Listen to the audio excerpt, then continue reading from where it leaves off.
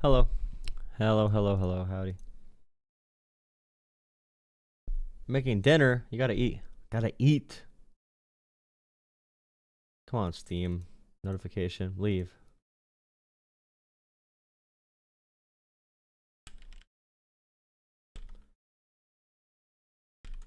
What are you more loyal to? Donald Trump? Constitution. Constitution or Donald Trump? Let's see which one wins. Okay.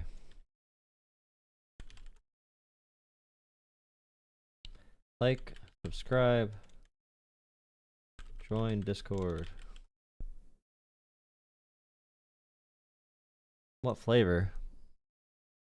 What flavor? Candy? We're talking about candy? Is that what we're talking about? I gotta get my Call of Duty out, dude. I'll be playing Call of Duty when I talk to people. For real. I need a second screen for playing games. How would that work? If I wanted a screen for the side here. For the corner of the screen. That'd be pretty difficult. That would be pretty difficult to pull off, I assume. I mean, it wouldn't be visible. That's the only concern there, really. But if I have it like this on X, and then I have this, I just don't want to block anything. Maybe I'll block the bottom, but then that'll be the chat. I can't put it up here because no one can see it then. I don't want to put it up here because that blocks my whole topic. Maybe I could just turn it on and off when I want to watch something, or does this ruin the chat if I put it down here? I'm assuming it does, if I had to guess. I have to make a new format for this, probably. Whatever. Why would I care? As if the biggest goal of mine is to play video games. Who would do that? LOL, you're the problem. The first dumb comment of the night. Here's your reward. I also need to add a new emoji for the thing. I want to add a dumbass emoji. I'm just not sure how far you can take that. You know what I mean? I feel like a dumbass emoji would go hard. Or a dumbass, maybe I could do that real quick. Dumbass. Rage bait. No, I want to have good conversations about the future of America, dumbass. Okay, Elizabeth Warren. We have the funding for the fire departments. Elon Musk shares Russian propaganda. My first caller, who's going to be a fake person. Guaranteed. I bet any money on it. I actually don't care. I'm going to leave it unmuted. Why would I care what they say? Call from Juan Padilla. To accept, press 1. Oh boy. Hi, beautiful.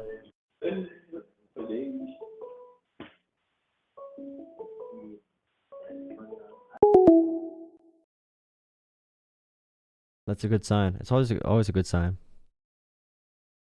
We're gonna start doing Discord only calls. We give too much privilege to MAGA around here, but they still don't respect it. How about Mark Zuckerberg, okay? How about Mark Zuckerberg, baby? So Mark Zuckerberg can do okay, like, it's crazy. Mark Zuckerberg can do a or better worded, Mark Zuckerberg can testify in front of Congress about how Meta, his company, was stealing Americans' information and using it in a pretty illegal or dishonest or extremely bad way in their advertising scheme. And right now, I guarantee you they're doing the same with like AI development. That same person says with Joe Rogan, oh, I don't even know what the Consumer Financial Protection Bureau does. Like, what does the Consumer Protection Bureau do? What do they do? What could they possibly do?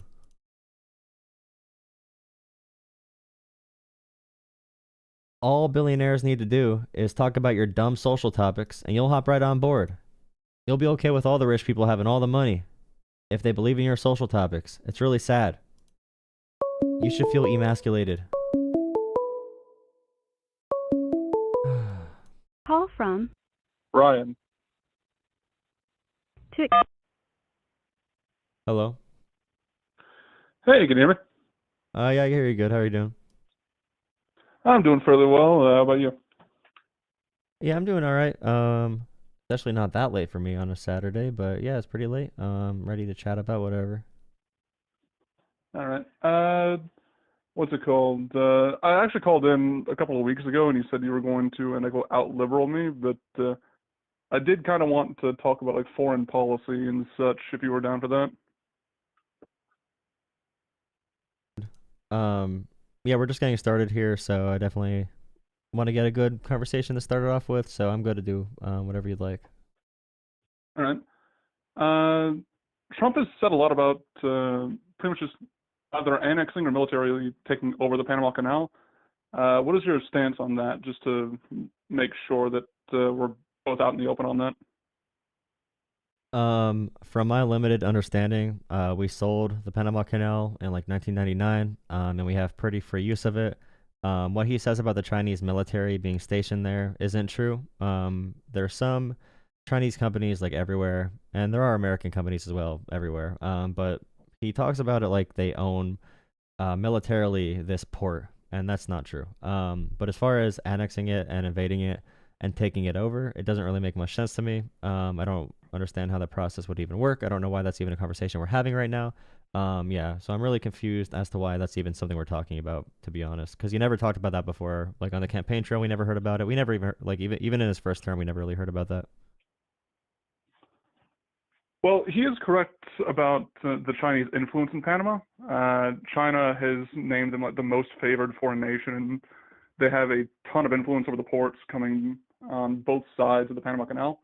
So I can understand from a national security standpoint, from the maritime, uh, basically the security over our trade ports and making sure that we aren't just completely separated from our western and eastern half in terms of our naval capability.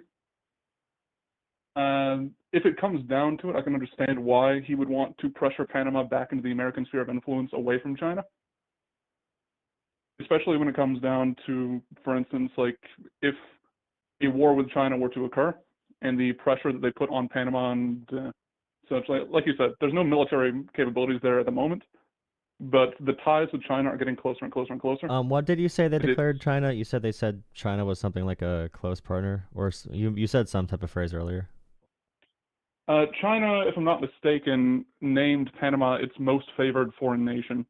China They've named had, Panama their most favored foreign nation. Okay. they have worked very, very closely with Panama, importing tons and tons of workers there. There's no military presence there, but there is a large local population that would be favorable to the People's Republic of China. Uh, I'm fairly big on like historical precedents and realpolitik. The issue that I would have with the Panama Canal falling in Chinese sphere of influence is the similar situation to how the Union defeated like the Confederacy back in 1886, basically just splitting them down the middle using the Mississippi River. It would be fairly similar by preventing American naval capacity by passing through the Panama Canal. Now, whether it's America is capable of peacefully taking Panama into its sphere of influence and making sure that it doesn't fall into either disrepair or be completely destroyed in the process, that's a completely different situation. I don't agree with Trump on like a military invasion of Panama, but it does need to be in the conversation as to how America can bring Panama back into its own sphere. You're saying a lot of different things about America needing them back in, their area of the world, being more focused on the West than the East, I assume. But also, it seems like if you have an issue with a lot of Chinese investment there, that you'd have more American investment there or incentivize it, because we do have, I'm just looking up the population numbers. From what I can find from like the world population review from census data that's available, Panama's population is like 4% Chinese, which is I think around 200,000 people or 150,000, somewhere in that range. And the U.S. Citizen population there is I believe like 50,000 to 70,000 or something like that. So it's around those numbers. So if there was a concern there about influence, I'd probably say that we do the typical invest in that area more. If you're saying you're not going to rule out military, activity someday in the event of wartime, I feel like that's a huge domino or set of dominoes that would have to fall to get to that point. Talking about that right now doesn't make any sense at all. And I don't even know where this came from. I never heard a conservative talk about this. I never heard anyone talk about this other than like a Donald Trump. So it is confusing why he would randomly bring this up. Do you know who Donald Trump has as advisors that would encourage him to talk in this way or to even talk about this issue, including, I guess you could include maybe Greenland. I'm trying to think who in his team told him about this because he never knew about this before. Really, he never really talked about it. Very likely people like Mike Pompeo and the people and that one guy who was at the Fox News host who should have never been in the conversation for Pete defense Hegseth. secretary. Yeah, Pete Hegseth, that guy, that absolute moron. Like, Okay. Yeah, I feel like a regular conversation about that would be like, there's influence there. We should probably add more incentivization for like American investments there. If that was the big thing. Yeah, I agree that we need more investment there. The issue comes from Panama is very likely wary of American investment thanks to the history with like Chiquita Banana in the northern parts of like Central America. The big thing that happened is that American investment basically went hand in hand with overthrowing governments in Central America for years and years and years. And still to this day, America likes to go around with the CIA and pretty much just flop its dick on the table and take out whoever the hell they don't want in power. So I think that, oh yeah, definitely. Like it's a problem both. Oh, I'm muted. I asked him. Sorry, I was muted for the stream. I asked, do you think it's a problem that there's that view of America from Panama citizens? That's negative. Yeah, definitely. That's one that is going to be very, very difficult to overcome. Being realistic, it's not going to be possible to completely take off the table just due to the very extensive history there. Well, if that's a problem already, wouldn't Donald Trump's rhetoric worldwide, and this is what happens with rhetoric, and this is why rhetoric does matter. You have countries reestablishing military fortifications, defense capabilities, and now we have there seems to be reports within Panama from Trump's rhetoric that they are becoming even more anti-American investment, even after some years of recovery of the perspective of American leadership among polling, with like 30% of Panama citizens saying they approve of American leadership, 14% saying they disapprove, and then like 50% saying that they don't really know how to view it. But now with Donald Trump making these statements, and we're seeing this with a couple or a few countries around the world, including Canada. Like Canada right now is having extremely retaliatory rhetoric to Trump. So I feel like him talking about this is making the situation even worse, to the point where if your situation that you're talking about here were to happen, we would need to use more, direct hard power or military power if anything bad ever happened, because now we're losing influence with the people there. So would you agree that him talking about this is pretty bad? And even if it was like when he talks about China and Russia and any country that actually matters right now, he says, I wouldn't tell you those plans. I can't tell you those super serious plans. Why'd I tell you? I don't want them to know. I don't want the other people to know my plans. Why would he announce this now? It's only a tool of rhetoric and a tool of messaging. So if that's going to make Panama less likely to work with America now and more antagonistic, not antagonistic, but more defensive of American presence, it seems like that rhetoric is pretty damaging to that. And it's definitely damaging to like a diplomatic alliance table. It's not as damaging if you're looking at things from like a perspective of, hey, we want them to do we want them to go along with whatever we say, so we need to like make them afraid. Now, I disagree with that approach. I think it's a terrible, terrible approach, at least on like the Western Hemisphere in a lot of cases where these smaller countries, especially in the Americas, can be worked with directly. But it Yeah, and is that's a been really tactic that, successful, especially with like immigration right now. Like the Biden-Harris administration working from all the way from Venezuela all the way up through Mexico on immigration and different checkpoints and different ways to process migration claims in general has really been the driving force in the past 6 month reduction in border crossings. We've had a good opportunity to work with countries. Not only in Central America but also South America, so I feel like that potential is pretty high, or it's usually pretty high. But I think that's a really big issue Trump kind of gives, is that those diplomatic ties are almost impossible. They need to be done through strength, like you said. So either we get into a real war, which is probably unlikely, or we get into a trade war, which I think would be something where everyone is hurt by that. Every consumer in every country is hurt by the trade war. And then if the trade war gets too bad, then you make more chaos and military action more likely. Would you disagree with any of that? No. Just to completely clarify, I didn't vote for Donald Trump. I'm not a huge fan of Donald Trump. I did prefer him over Kamala in some instances. Like I do think that his foreign policy in certain aspects is better. But by and large, I'm not a huge proponent of defending him. I did want to just put that out there. I just think that when it comes to Panama Canal, especially, taking military force completely off the table is going to hurt the longer term diplomatic talks in terms of like what is this person willing to do? How do we completely avoid a situation like this? Yeah, but announcing that when you're not even in office yet has a mechanism, or you have like you do that with intent. Okay, you say that with intent before you even take office. You don't need to say that publicly, and then when someone will ask you like, "Oh, would you roll out military intervention?" He could have literally just said, "I'm not going to tell you what the plan is," like he does with literally everything. So he had to say for the specific scenario. He wants the entire world to know that he is considering, either with our allies or Panama, which we've had decent relationships with.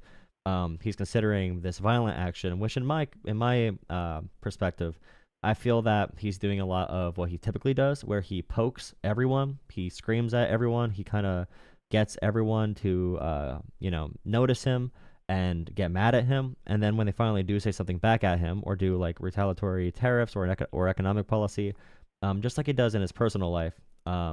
It's sort of the thing of the abuser where they talk down to someone, they beat someone up. That person finally responds, says, "You're an asshole." And then you say, "See, this is why I do this. This is why I need to do this now." I feel like he's doing that with a bunch of different countries where he's scaring our allies to the point where like Canada is like, "Hey, we're going to do tariffs. We're just going to do tariffs to prevent this. We want to show strength."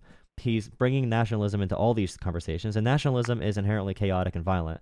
So I just think him saying that creates a more chaotic and radical globe, which I think might be by intent, because I think, in my opinion, the people that are with Donald Trump in the White House are very oriented towards the governments around the world falling apart, which is why Elon Musk is dumping money into like every free country's elections. He would never dare touch.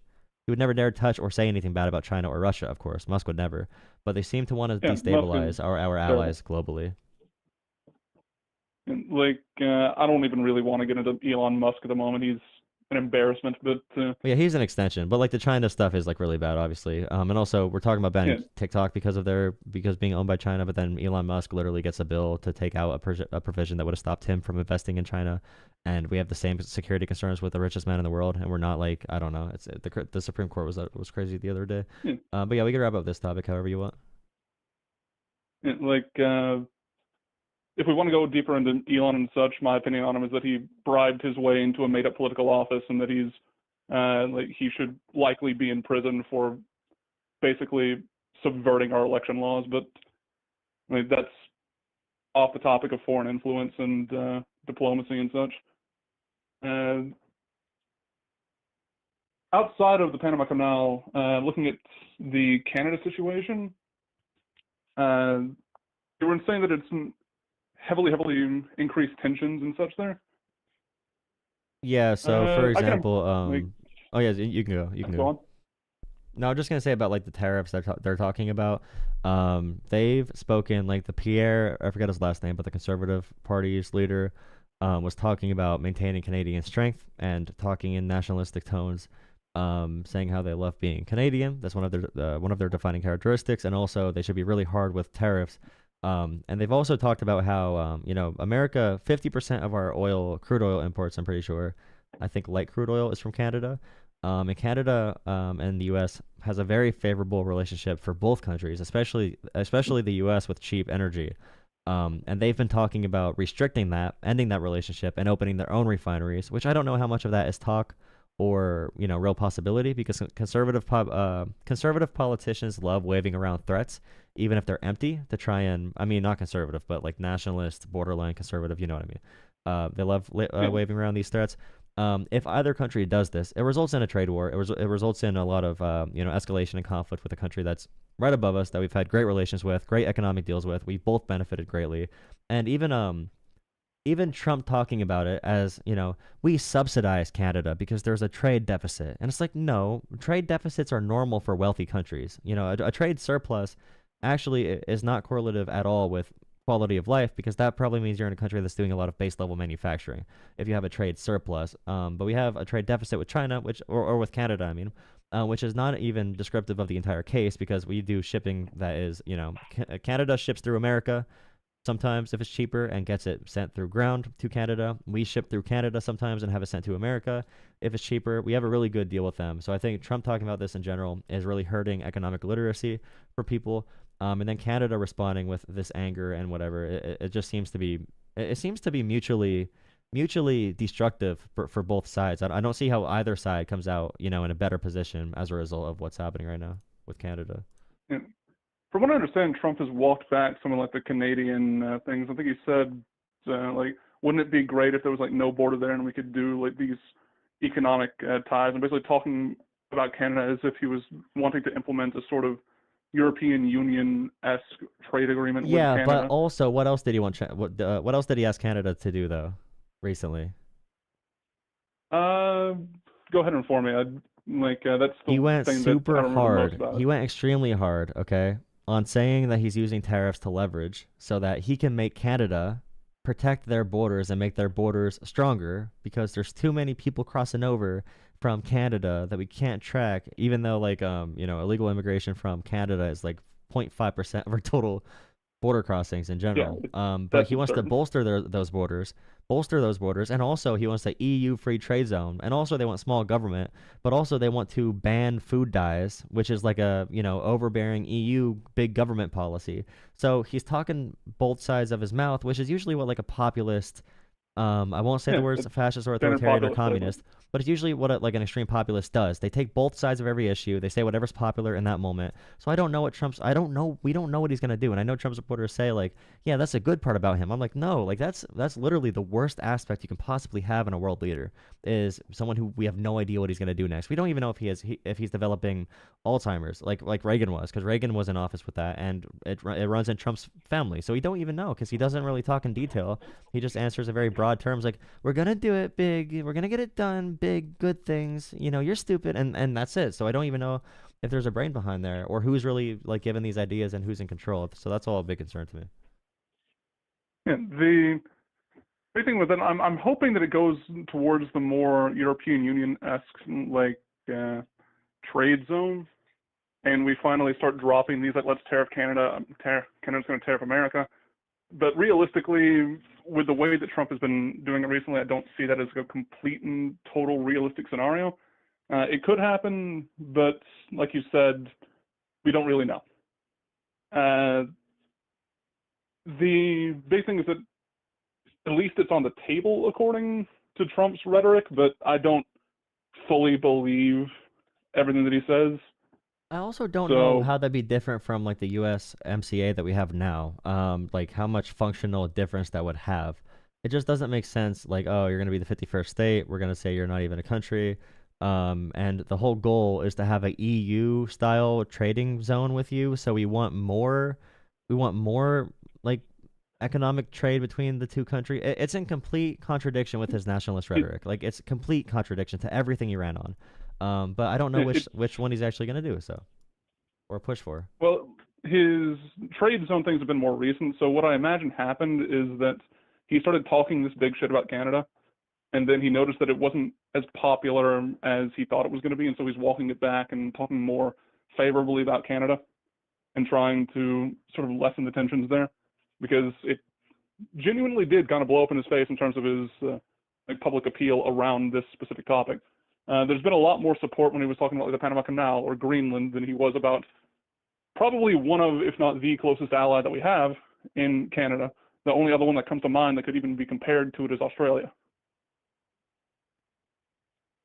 I mean, even Greenland, he uses all these different terms like national security concerns and everything, and Greenland doesn't make any sense at all. We already have capacity to monitor what he spoke about in Greenland. We have no issues. We could probably build more bases there if we wanted to right now.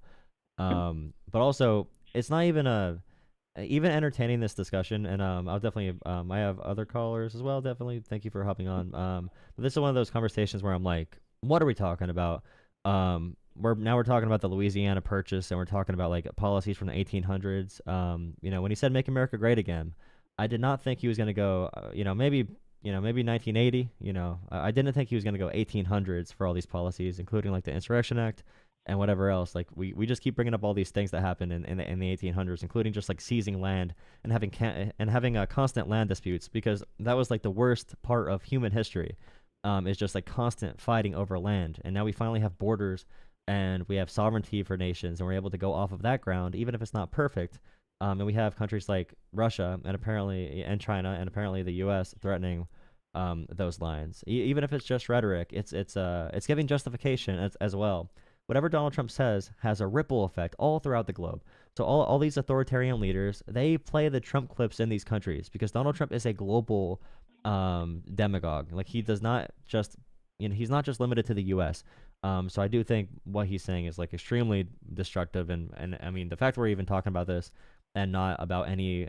He still never had a healthcare plan. He still never had an actual inflation plan. He still never had an actual plan to get gas prices down. There's zero anything, and he has us talking about this, which is like I don't know. It's just kind of wild. The the only thing about this conversation that I'd say is that whenever we're trying to like talk about this stuff, it's but Trump did this, but Trump did this, but Trump did this. It's not really engaging with anything that's actually being said here. Like talking about like the Panama Canal and how it could be used. You said, we're talking about like 1800 stuff. No, I'm talking about the strategy that was used by the Union to separate the Confederacy in half and completely militarily dominate them. That is something that could happen using the Panama Canal against us. It's a very, very important naval base for pretty much anybody who wants to operate in the Western Hemisphere. I don't see how wanting to bring that back into the American sphere of influence is like a bad thing. Even if we want to include like military things on the table, that is almost a necessity. It's comparable to like would Denmark prefer to control the Kessel Canal? I mean, you have to realize too, when we talk about like global conflict and global anything, there's 100 and what 40 countries that use the Panama Canal. So we're not just talking about China. We're not talking about Panama. We're not talking about any of that. We're not talking about China having military control of the region. If they want to if you think this is an issue and you want to leverage economic forces to have more investments from Americans there to make everyone feel better, definitely. But saying we should be seizing this area is something that involves the entire globe, and under this leadership, I do not think the terms would be fair under America's amazing plan for this. It's just something that we're all, the entire globe is intertwined in. It seems like something that would start a war versus preventing one. I'd rather focus on other global stability issues. Like not supporting Ukraine has much more rapid deteriorative policies, after effects than this would. I would argue. This is something that's not even happening right now, and Ukraine is, and Trump's going to pull all funding from Ukraine, at least most of it. But you can give like a final statement too. Like when it comes to like just talking about the Ukraine thing, like this is one of the things that I actually tend to agree with Donald Trump on, is that we need to cut our foreign aid down a little bit. with inflation on the rise, with it just our doesn't make any military sense. surplus down. No, that doesn't make No, any listen, sense at all listen, when it comes listen, to the let me finish facts. my point. Let me finish my point. But you're saying things that are fake, and With a you're saying a really destructive thing off of really bad pretense. And with if you tie Ukraine, my point. one thing You if are not letting me Ukraine, finish my point, buddy. No, this you're is not a saying a really conversation if damaging you don't point. let me talk. Okay, This is my show. No, this is my show. Okay, I don't give a I want to shit get if the it's your facts show. right. Stop crying. Stop crying. I don't want you to lie. If you tie inflation to Ukraine spending, you don't know how inflation works. Okay, because you don't know how Ukraine spending works either. What I am saying don't tie inflation is about our military surplus, how our strategic reserves in our military supply are lowered. We use the data that we got from the Russo-Ukrainian war to increase our own military surplus, our reserves, our ammunition, everything else. Make sure that we use the fact that drone warfare has been a massive part of the Russo-Ukrainian war. Put our spending where it needs to be, increase our actual technological advantage over the rest of the world in the military, and then we can talk about afterward, hey, why not do some foreign aid to Ukraine? Why not do some of these things that actually influence the world in the way that we want to? But if we're completely and totally pouring a huge amount of our armory into this foreign war, sure, it's getting things done. It is keeping Russia pretty much in a stranglehold in the Ukraine. And that's kind of what we want. But we also want to make sure that our own strategic reserves in our military are not falling to the wayside. There's no evidence that there's any of our own any of our own reserves or our own technology or our own military is not being hurt by this. You don't think that throwing tons and tons and tons of military aid at this one country on the planet is in any way impacting our own reserves? But it's the not. Equipment that we're sending comes from us. Why not use the data that we're getting from that? And Americans are getting paid to reproduce weapons, to produce weapons again and produce more modern weapons. Americans are being paid directly to produce these weapons, to replace the ones that we send over. Yes, the military-industrial complex. I'm familiar. I live in a town with an army depot. Only like 10% of the money we sent Ukraine is even U.S. cash. We have loans. We have. We're not just handing paychecks. Exactly. We're sending mostly outdated equipment, and we're replacing it with more modern equipment, and Americans are getting paid for it. It's just not. It doesn't make sense tying it to inflation, tying it to the economy, tying it to our military's capabilities. None of that makes sense in relation to Ukraine. In fact, if we want to keep Americans safe and if we want the globe to be more stable, supporting Ukraine is also pro-American troops, because we're not even having boots on the ground. We're not having American soldiers in the line of fire. We're supporting another country, a people that's being invaded by a dictatorship. This is the fucking argument that the French monarchy used and got fucking collapsed from. Defending. Okay, wait, no. National sovereignty did not exist when the French monarchy was in prominence. We're talking about the global. We're talking about the global alliances that we have today. The global makeup of today. There's no historic precedent for Russia invading Ukraine, and we should just let them take. This is a proxy war. Rewriting Ukraine's borders today is worse for global stability than anything we can do as far as sending them money. And it puts more of our troops in danger as Russia continues to destabilize more regions of the world.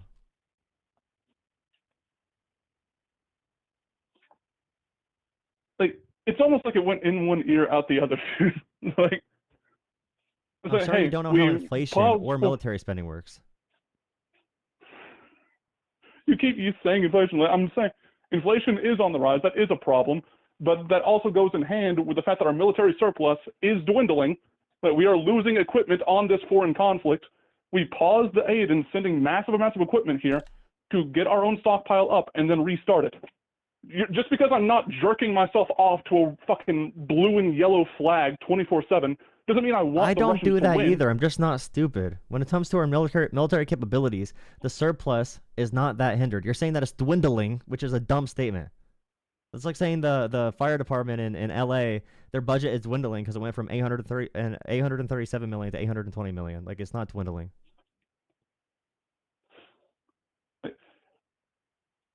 In that statement you made, you acknowledged that it's lowering. It's lowering, but not dwindling. It's not threatening American equipment. Stop We're getting using big data words. back. You're saying dwindling and massive amounts. Those are statements that are not true. America's capabilities when it comes to military and national defense have not been hindered by this. Just because our surplus is not the exact level They that it was. absolutely have. How is it hindering national security? What weapons that we sent over are hindering national? Yeah, which weapons are hindering national security? Primarily, we're sending over small arms, ammunition, and I believe we sent over a hefty amount of like Javelin missiles and such that are no longer in our armory. Yes, they are being used for the original purpose of attacking the Russian sphere of influence and keeping them from expanding into Europe. I agree with that. However, we have sent over a massive amount. There is a certain breaking point where we have to say, okay, we have sent a shit ton. We have to then pause for just like maybe even a couple of months to get our own stockpile back to make sure that we are capable of having a conflict longer than 2 weeks on our own.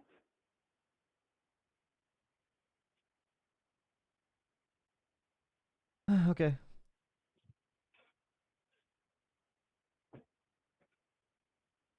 Sounds good. But yeah, I think I agree with your earlier point that drone warfare matters a lot today. I think the weapons we sent over, they are pretty outdated in general. It's not like we're sending our brand new equipment. We are replacing these stockpiles rapidly. When it comes to American national security, I have read no reports at all. What do you have like a report from our military or Department of Defense at all that says that we're like dwindling and we're at a national security threat as a result of weapons that we sent to Ukraine? If you want to do the Destiny thing and just say that, oh, hey, give me the very specific thing. Sorry, I asked for any proof for your argument. Sorry, I asked for any. Do you just think this? Do you just have the vibes in the air? You want to bring up Destiny again, another online commentator? Do you want to actually talk about the issue or just talk about your vibes? It's dwindling, guys. It's dwindling. We can barely even defend ourselves. We can barely provide any food to eat because we can't have the exact stockpile we had 10 months ago. That's amazing. Wow, demanding evidence is a Destiny thing. I guess that showed good for him. GG's. If you can't provide evidence, the moment you provide evidence, you rage quit. The moment you provide evidence, you go away from your arguments. The moment I want evidence, you run away from the argument. Why? Show me Show me what did you. Where are you basing this off of? It's not just a basic thing. We no longer have No. Okay, we need to talk about the nuance. Okay, because we are adults. Talk about the nuance. What are you basing this off of? Vibes, or have you read a report that gave you this intuition or gave you this concept that's an issue? Fucking reality that if you hand someone something, it's not in your hands buddy, anymore. Calm down. You have been yelling and acting a fucking fool for like 20 goddamn minutes. Buddy, if we have 1 million, if we have 1 million, bro, you just had a breakdown, dude. I asked him for one source the entire conversation, and he literally screams, brings up Destiny, tells me to kill myself, and hangs up. It sounded like he was about to cry and have an emotional breakdown because I asked him for one bit of proof, just like 1 ounce of proof for anything he's saying. And he says, it's an obvious concept. If you're at the kindergarten and you have like 10 apples and you give someone else an apple, how many apples do you have? You probably only have like 9 apples instead of 10. And if you don't have 10 apples, then you don't have 10. Like, think about the easy numbers. It's all logical in my head. That's how national security works. It's that simple. If we send over a Stinger missile built in like 1980 or whatever, that's threatening U.S. security because we're at obviously a global conflict right now, which is based around modern drone warfare, just like he said earlier. But these Javelin and Stinger missiles are going to be the #1, defense of America, apparently. We're on the cusp. That guy is paranoid. He has some issues. That's okay. That's fine. That's funny. He just hung up. I think he was going to cry. I support him in his mental health journey. Moving on. But that was kind of ridiculous, dude. I was trying to be nice the entire conversation, too. I was trying to grant him everything. I was trying to, follow his line of logic. I even discussed the Greenland, Canada, Panama bullshit as if it's a real thing. Just to make him happy. Because he's a little kid at the park talking about politics for fun. I asked him for one piece of evidence. And he brings up Destiny. Like, come on, bro. Is that really the standard? If you ask for evidence, now you're Destiny. Wild. You asked for evidence. I don't have evidence. Why do you ask me for that? Why do you do that to me? Why do you ask me for evidence, dude? Don't ask me for evidence. What are you, Destiny? You always do this. You guys, you liberals always do this. You liberals always ask for information and data and facts. Like, why do you always ask for facts? I just want to lie. Like I just want to be able to lie, guys. Why can't I just lie? Please let me lie. I came on the internet today to spread disinformation, and you're not letting me. I'm gonna cry now. Like, come on, dude. What are you doing? Grow up. Go get I don't know, go get ice cream or something. You're in a bad mood. You gotta get a snack and a nap. You need a snack and a nap. All right.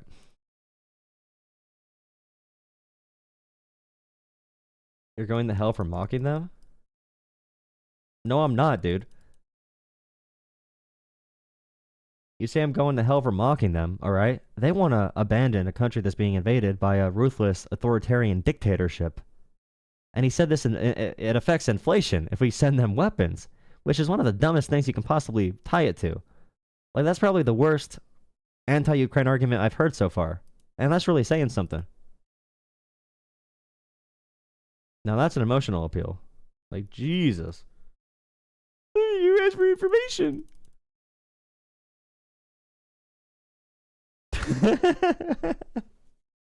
Oh, man. That's going to be a good TikTok clip. Hell yeah. Thank you, brother. Thank you, brother. Great TikTok clip. Thank you for providing me that. I really needed a good TikTok clip.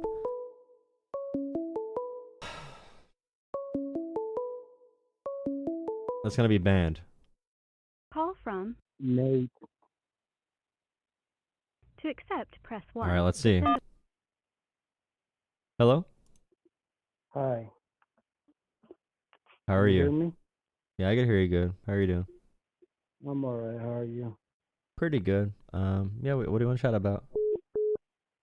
So, I was calling because I consider myself independent, Okay. and I see when I see I see the beauty in the back and forth between the left and right, and I think Donald Trump is good for America because I think the pendulum had swung so much to the left in the past years.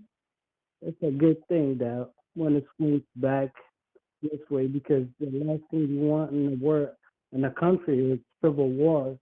And when one voice feel like they haven't been heard, and you see like all this outrage coming from people and just negativity and I feel like when Trump won the first time it was the Republican giving middle finger to their own party.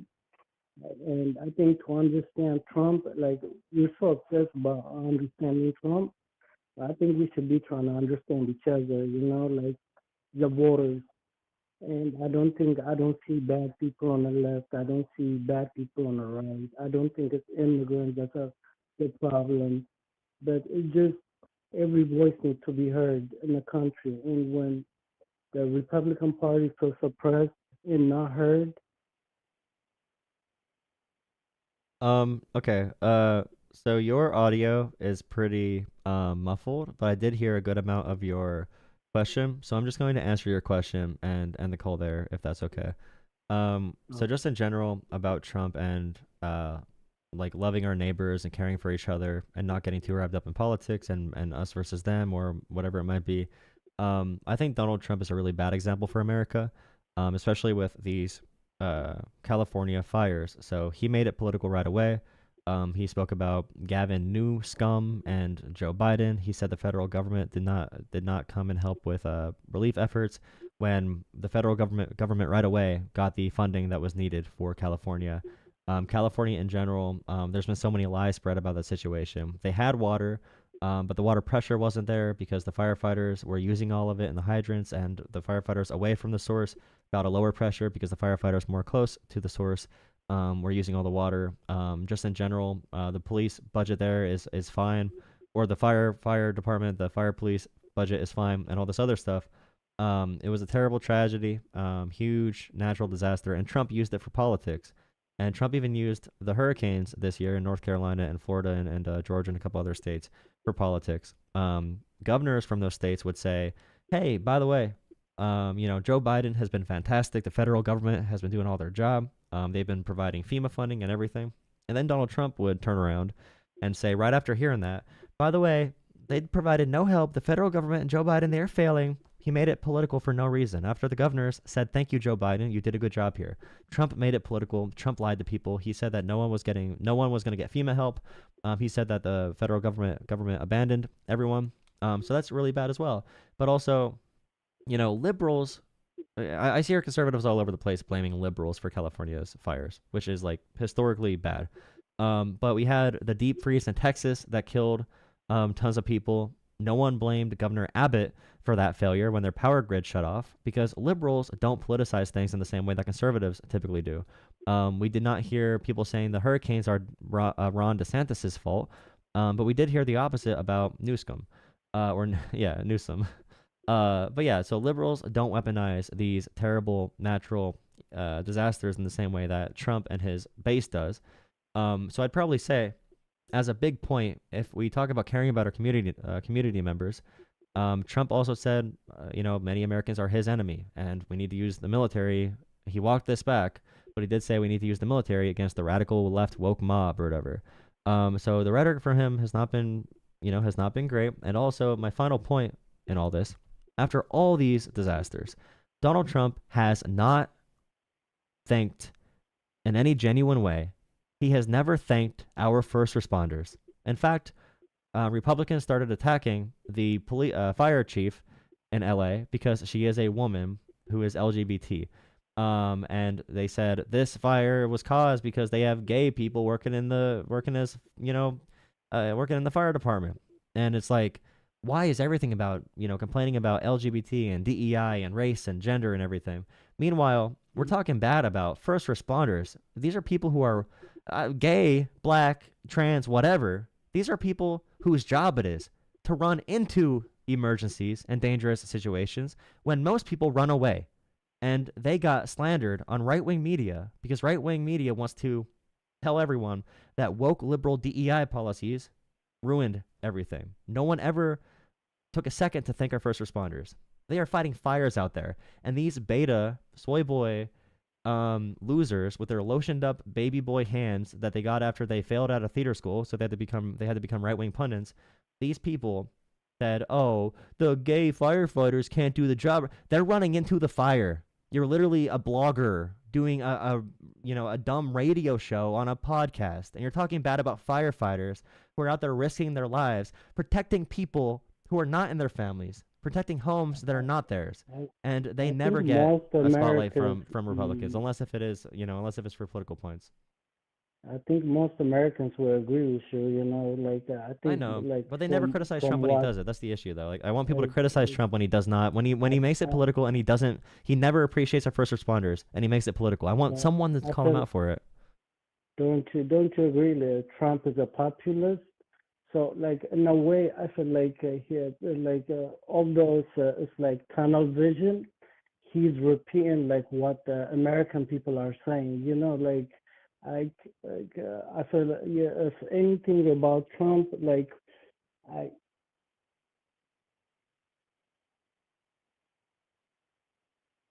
repeating what the American people are saying. I would argue he is manipulating what the American people are saying by providing lies and fake information to the American people, and then using bias to lead them in certain directions. I would argue he's using the American people being weak in these areas to the point where I know people across the country talking about this fire, complaining about it, and no one is talking about first responders. And by no one, I mean just many people are not.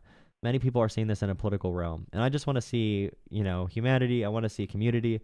I want to see us care for our neighbors, and Donald Trump just never creates a world like that, which is really sad.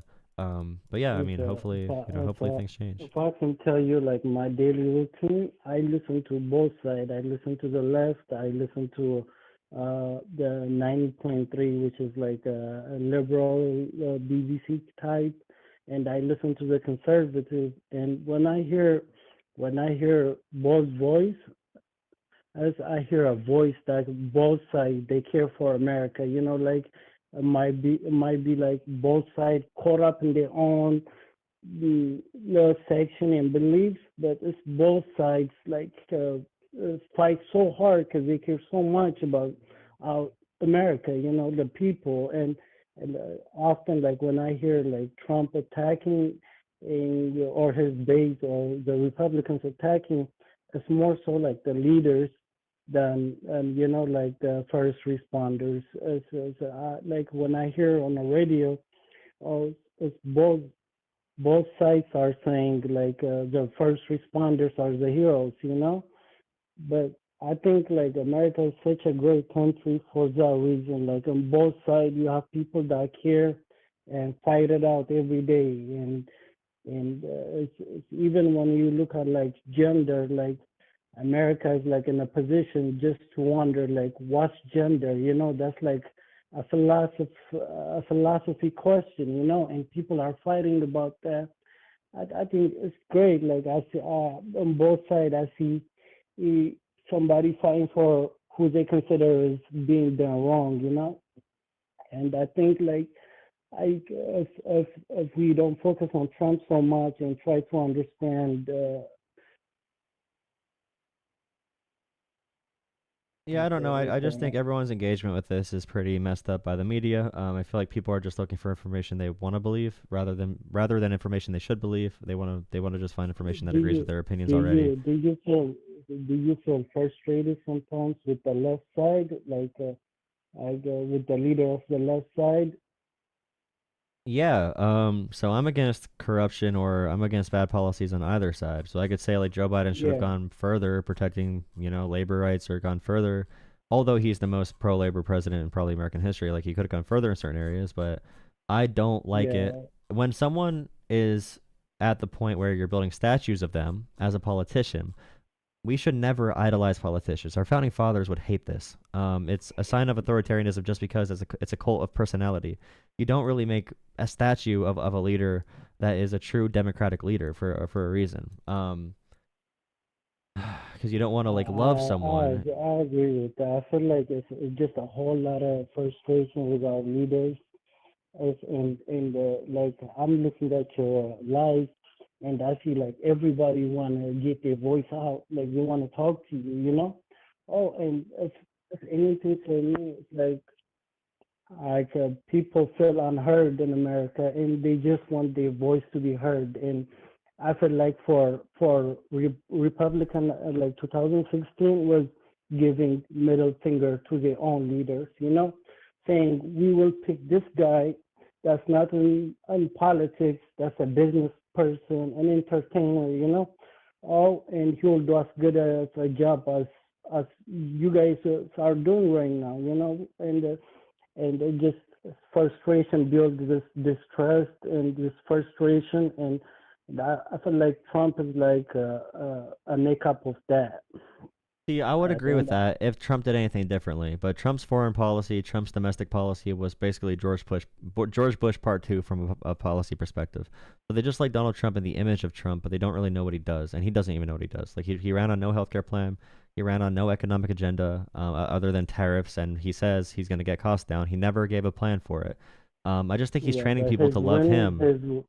his winning is like as a It's a voice of social the thing people. You know mostly. what I'm saying? So I it's don't think people like even the wanted a first. voice, by the way. I think they just wanted to not hear liberal like I feel like the reaction right now is not that Trump voters wanted a voice. It's that they wanted to stop hearing voices of LGBT, of people who are like anti-racist, BLM, George Floyd. They wanted to stop hearing all of that. They wanted to stop hearing pronouns because right now, I don't see Trump supporters using their freedom of speech to talk about anything meaningful when it comes to economic reforms for our country. They are okay with Donald Trump talking about renaming the Gulf of Mexico and taking Panama, Canada, and Greenland. They're okay with Yeah, that because they're happy because Trump is going to fight the liberals and the wokeism, whatever that means, that they yeah, hate it's because they it's, hate it it's on a their cultural level because people don't champion. understand policies enough to really say like, hey, I like this person over this person, and they don't really vote on policy. They just vote on whoever they like more, and people are sick of hearing like the liberals talk or whatever. Yeah, So that's a cultural that's reaction. why I see the beauty in the push and the pull. As long as that we have that, like people in other countries, like I'm from Africa, Ethiopia, are not allowed to speak like you guys can. So it's just it's people being able to fight and argue and and make this point and within each other, like with each other. I think it's so amazing. And I see, like everybody pick their own champion, they get behind them, and you guys are willing to have any discussion. That's so rare, and it's such a beautiful thing for me to see.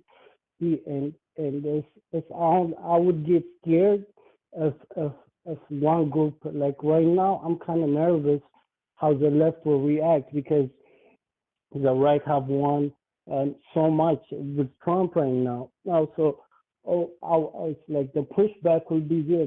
It's humanity. That's nature. But it's the bad. You guys are fighting to be like. If I ask, I'm 100% sure you care about this country. And when I hear the other group too, they care about it. Maybe you disagree about how to go about, to different ways. I think the really scary people are people like me who are independent. Because we open our ears to anything. But Well, yeah, I mean, you there's certain can, sources that are better than others. It's not good to listen to every source sometimes. But like, yeah. I So mean, so in general, like I understand what you're saying, but I mean, as far as just like extremism and violence in general, that's definitely a right wing thing. It always has been. Even the people that tried to assassinate Donald Trump, had very centrist or right wing opinions. Like the people who participate in violence, the Las Vegas bomber, for example, the guy who blew up the Cybertruck, he was right wing. So it's just like the the militia groups are all right majority, wing. I guess the major, left has Antifa in like Portland, but I know like 50 right wing militias that live within like a 20-mile proximity yeah, of me. the majority of the people on the left and on the right, they care about like the country. Like Yeah, I agree. I But the radical voices are they taking over, and I feel like the Republican Party is a much larger percent of radical voices because I feel like I feel like they put Donald Trump above God and above the Constitution. I just don't see that And on the I Democratic don't side. like that. I don't like he can't do no wrong attitude. But at the meantime, I think the pushback will be there. I think like John Stewart, like that's my hero. Like one of the people I look up to. Oh, maybe the left will pick him to run next time. And as long as the fighting goes also, and people care so much that they're willing, to put money, to put effort and everything. Like the country is in a good shape because, I can say from both sides, like you guys care, you guys really care, and for me, it's beautiful, it's amazing. But that's all I was trying to say, man. Yep. All I have to ask for everyone is to pay attention. Don't be too quick in making your judgments on what reality even is, because people lie everywhere.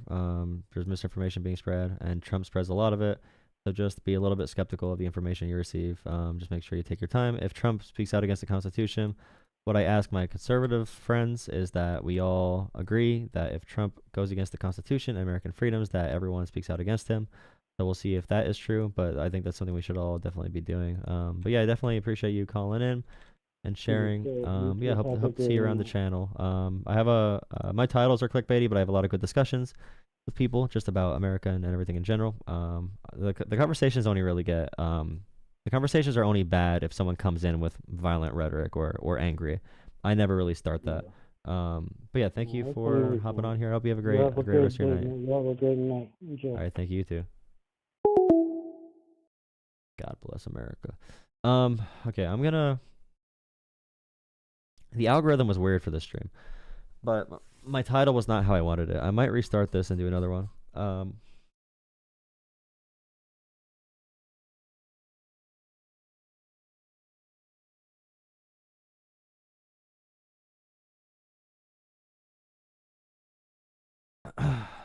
Not for the government. You need to see private corporations as government. Private companies are governments, but they're governments we do not have a vote in. But they do control policies. They control a bunch of things. Okay, so you guys know the drill. If you got a Discord, what can I do? Type in the search. If you want to join Discord, it's in my video bios. I'll take a Discord caller if I see one in there. I haven't seen one in there yet tonight. Let me go. I'm gonna restart my YouTube Shorts stream. So for people who watch my channel regularly, I'm gonna go hang out in the regular horizontal stream for a little bit. And then restart this in like 5 minutes. I need a drink though. But yeah, the algorithm's being a little bit weird. We're at 500 for a bit. I wonder if we got any subscribers. Let's see. And that'll be my final reset for the night. I'll probably go for like another hour and a half, maybe hour, depending on what kind of calls I get. Let me see. Yeah, we got some good subscribers. I'll take it. I'll take it. All right, catch you back on shorts in a few minutes. Go to the horizontal stream if you want to. I'll drop a link for it.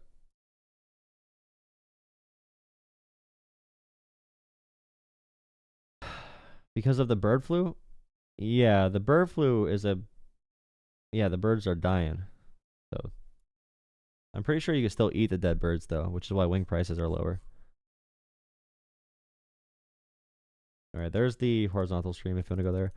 I'll be right back for the YouTube short stream though. Be right back for this.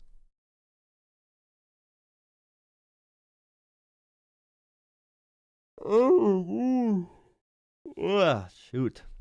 Okay, so this stream was worth it.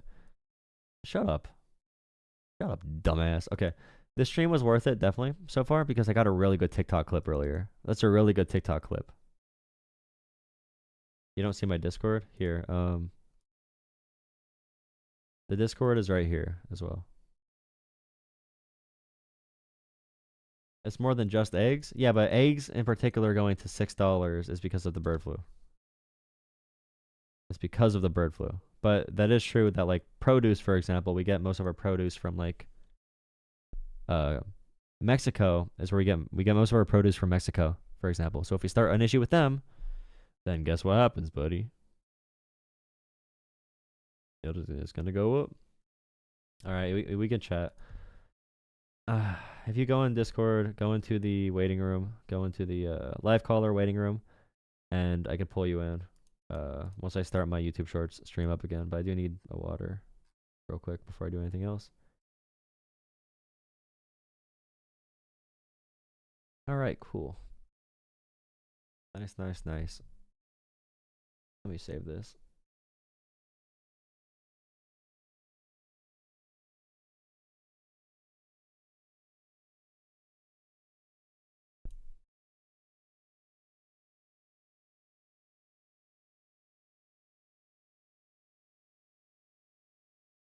My Discord link in the Shorts channel description. Oh, wait. Is it? What did I send? YouTube Shorts channel description. Wait 1 second. Let me see. There's different links to it. Do they go to the same place or not?